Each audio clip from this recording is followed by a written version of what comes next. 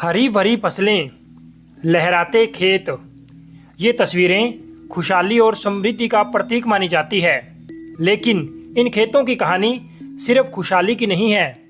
रासायनिक खेती के दौर में इन फसलों को लहराने के लिए जहर का सहारा लेना पड़ता है और इस जहर की जाल बिछाने वाली कंपनियां करोड़ों का मुनाफा कमाती है।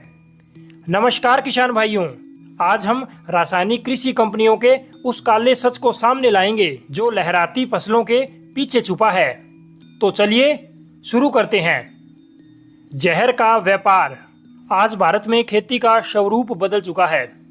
परंपरागत खेती के तरीके छूट रहे हैं और उनकी जगह रासायनिक खादों और कीटनाशकों ने ले ली है।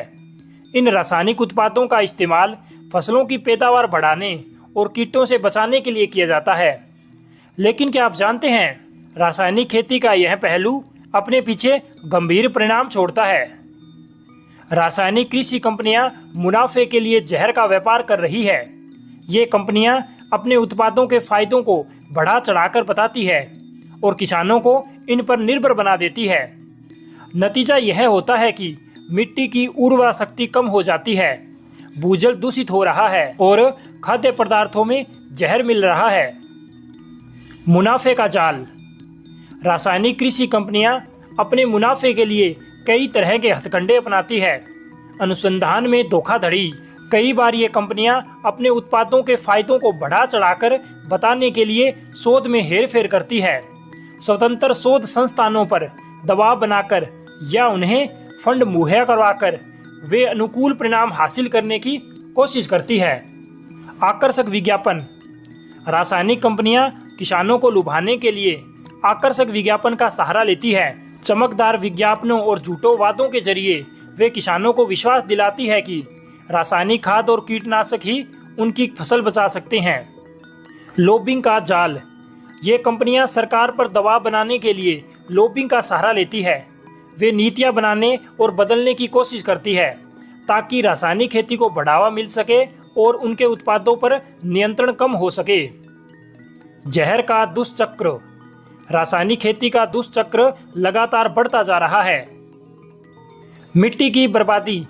रासायनिक खादों के लगातार इस्तेमाल से मिट्टी की उर्वरा शक्ति कम होती जा रही है। इससे मिट्टी बंजर हो रही है और फसलों की पैदावार घट रही है। जल प्रदूषण। खेती में इस्तेमाल होने वाले रासायनिक खाद और कीटनाशक बारिश के पानी के साथ मिलकर भूजल को दूषित कर रहे हैं। इससे पीने के पानी की कमी हो रही है और लोगों के स्वास्थ्य पर भी बुरा प्रभाव पड़ रहा है। खाद्य सुरक्षा पर संकट। रासायनिक खेती से पैदा होने वाला खाद्य पदार्थों में जहर मिल रहा है। इससे खाद्य सुरक्षा का संकट पैदा हो गया है।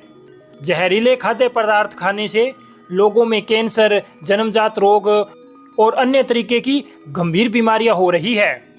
तो किसान भाइयों, रासायनिक कृषि कंपनियों का जो काला सच है वो हमको नहीं बताया जा रहा है, हमको वही बताया जा रहा है जिससे उन कंपनियों का फायदा हो। तो किसान को जागरूक होने की आवश्यकता है और किसानों को जैविक खेती पर अधिक ध्यान देना चाहिए और अधिक से अधिक जैविक उत्पादों का इस्तेमाल करना चाहिए। जैविक खेती बचेगी धरती। मिलते हैं अगली वीडियो में। धन्यवाद।